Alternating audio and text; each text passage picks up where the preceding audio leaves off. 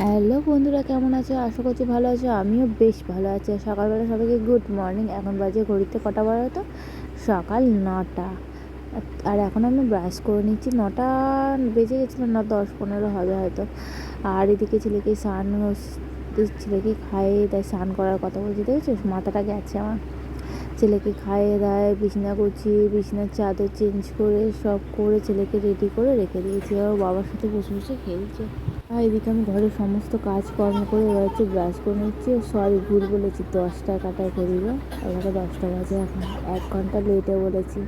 আর এই যে তারপরে ছেলেকে দিচ্ছি হচ্ছে এই স্যাচেটটা দিয়ে দিচ্ছি, যেহেতু ছেলের পটি হচ্ছে ওই জন্য। জানি আজকে হচ্ছে 4বার পটি গেছে, পটিটা কেন কমছে না? সব জিনিসটা মুখে দিলে আর কী করে কমবে বলো? পেটে যদি জীবাণু বা কিছু চলে যায় কী করে হবে? এ তো শোনেই না, যা সামনে থাকে তাই হাতের সামনে যা থাকবে সেইগুলোকে মুখে দেবে। তাও ধুয়ে ধুয়ে রাখি, তাও কিছু করার নেই। বাচ্চা মানুষ, সবাই বলছে এখন হবেই, কিছু করার নেই। আর এই যে ওষুধ খাওয়ার নিয়ে এত ঝামেলা, বিশ্বাস করো ওকে এত কষ্ট দিয়ে আমার কিছুই খাওয়াতে ইচ্ছা করে না। আর এই ওষুধটা না খাওয়ালে হবে না, ওই জন্য জোর করে আমাকে খাওয়াতেই হচ্ছে। ও কাঁদলে বা সবাই বলে একটু চেপে ধরে খাওয়াবি, বেশি কষ্ট দিয়ে না আমার একদম খাওয়াতে ইচ্ছা করে না। তার থেকে মনে হয় যেইটুকু খাচ্ছে খা, কত কষ্ট দিয়ে ওকে খাওয়ানো যাবে না। কান্না আরম্ভ করে দেবে, গলা শুকিয়ে যাবে, কাশি আরম্ভ হয়ে যাবে, কাশতে কাশতে আবার বমি করে দেবে। তার থেকে যেইটুকু পেটে আছে সেইটুকুই অনেক। বমি তো আর করবে না। আর এইটাই ওষুধটাকে জোর করে খাওয়ানো হচ্ছে, নাহলে ও কিছুতেই খাবে না, ওই জন্য জোর করে ওষুধটাকে দিচ্ছি। আর ডাক্তার বলেই দিয়েছে যে ছোট ছোট কোনো জিনিস ওর হাতের সামনে যেন না রাখে, মুখে দিলেই ব্যাস হয়ে গেল। সেদিনকে ওষুধ খেয়ে নিয়েছে, সেই নিয়ে বলছে তাই ওই জন্য ডাক্তার বলছে যদি অন্য কিছু খেয়ে নিত কী করতেন আপনারা? কিছু করতে পারতেন? এই দেখছেন, এটা এটা একটা গল্প বলছি, দাঁড়ান। এই যে এই নাকের ডবটা সেদিনকে আমি মানে জাস্ট এরকম করে খুলে খুলে ওকে নাকের ডবটা দিয়ে পাশে রেখেছি। মানে খালি এরকম ঘুরেছি, যেহেতু আমি নাচের ক্লাসে যাব না ওই জন্য একটা খালি টাইপ করে লিখেছি আমি আজ নাচের ক্লাসে যেতে পারবো না, শুধু এইটুকু। মানে পুরো নাকের ডবটা মুখে ঢুকিয়ে খেয়ে নিয়েছে ছেলে আমার।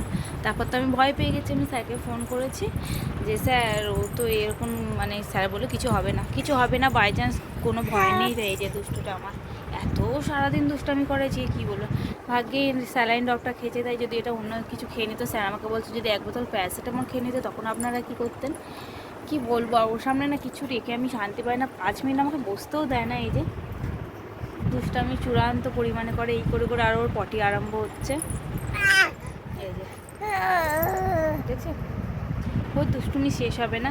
এটা এটা হচ্ছে সবথেকে ওর পছন্দের খেলার জিনিস, এটা রাখলে ওইটা নিয়েই খেলা আরম্ভ করবে।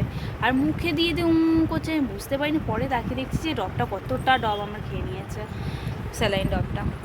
চলুন ওকে যাই, নাহলে উনি আমাকে শান্তি দেবে না, বলে নিই। এখন বাজে ঘড়িতে প্রায় 5টার কাটায় করি। আর যে খেতে বসেছি, খেতে ঘুমাচ্ছিলই না, কিছুতে ঘুমাবে না ছেলে, যাও করে ঘুম পাড়িয়েছি, স্নান করে এলাম, কত কাচাকুচি করেছি যা মেলে। এখন 5টা কাটায় ঘড়ি, খেতে বসেছি। ইচ্ছা করছে না খেতে, আর এত দেরি হয়ে গেছে না, আর ইচ্ছা করছে না।